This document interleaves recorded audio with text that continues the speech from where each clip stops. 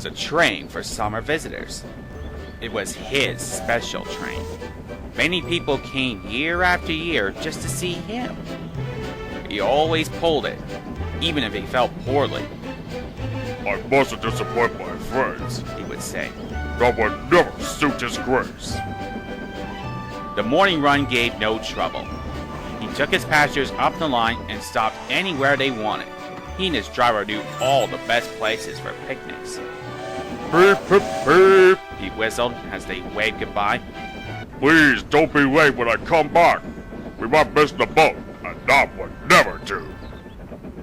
One day, Duke felt poorly at the end of his first picnic journey. He had been short of steam and was glad of a rest before starting back. His driver and fireman had just finished cleaning his tubes when Stuart bustled in. Now, have you remembered in those days, Peter Sam was known as Stuart? You have? Good. Hello, Grandpuff. Are you short of puff? Nothing of the sort. Routine maintenance and all. Tell you what, Grandpuff, you're getting old. You need to take care. We'll have to keep you in order, or one day you'll break down. Huh, said Duke. I'll be the day. You keep me in order, impudence. He puffed away, hooshing crossly from his drain cocks. Duke couldn't stay cross for long. It was a lovely evening. All the picnic parties were ready, the coaches ran well, and they lost no time anywhere. Couldn't be better. Couldn't be better, he chunnered happily.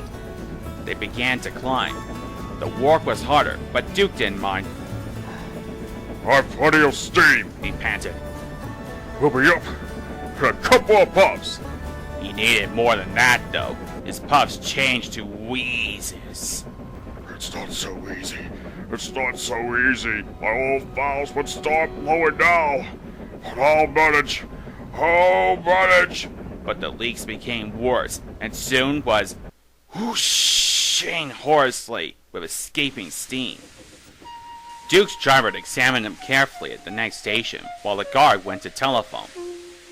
Anxious passengers gathered round.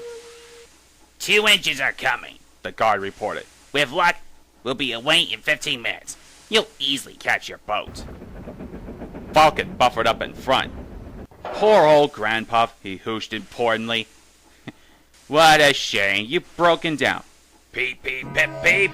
This is the day, whistled Stuart cheekily. He was coupled on behind. Peep, pip, peep.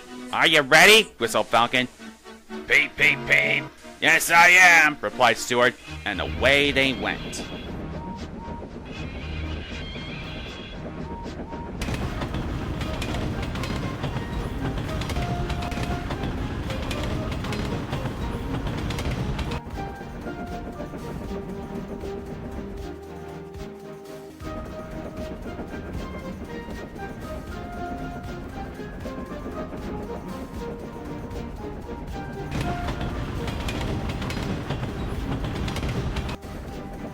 Falcon had left his train at the middle station.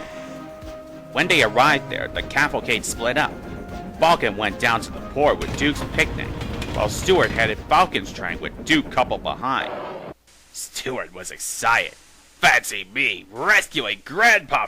This is the day, this is the day, this is the day, he chortled gleefully. Poor Grandpa, he thought. He's much too old. We'll have to keep it in order now. Kindly but firmly, that's it. We'll allow to have runs sometimes, but Falcon and I will do the real work. Grandpa will be cross, but we can't help that. Poor old engine, he puffed kindly. Duke was by no means crippled. His valves sounded worse than they were. He could have kept his train, but his driver said, "No, our passengers will only be worried." Duke agreed. He didn't want to spoil their day. He listened to Stuart chortling and smiled. He and his driver had their own joke ready. At first, they used just enough steam to keep moving. But the last half mile was uphill. "Now!" said his driver. He advanced the regulator, and Duke responded with a will. He popped and roared as though the whole train's weight was on his buffers. People heard the noise from far away. They ran to see what was happening. At the workstation, Duke uncoupled and went along the loop to the water tank. A boy on the platform asked, Why are there 2 engines on this train, Daddy? It's most unusual. It is, said his father. But today was different. Stuart broke down, you see. And they had to call Duke to help him. Duke had a hard job too, by the sound of it. Well, for crying out loud! exclaimed Stuart. He vanished in a cloud of steam. Duke wheezed alongside. Poor old engine. He chuckled. It's no good, Stuart. You can't win.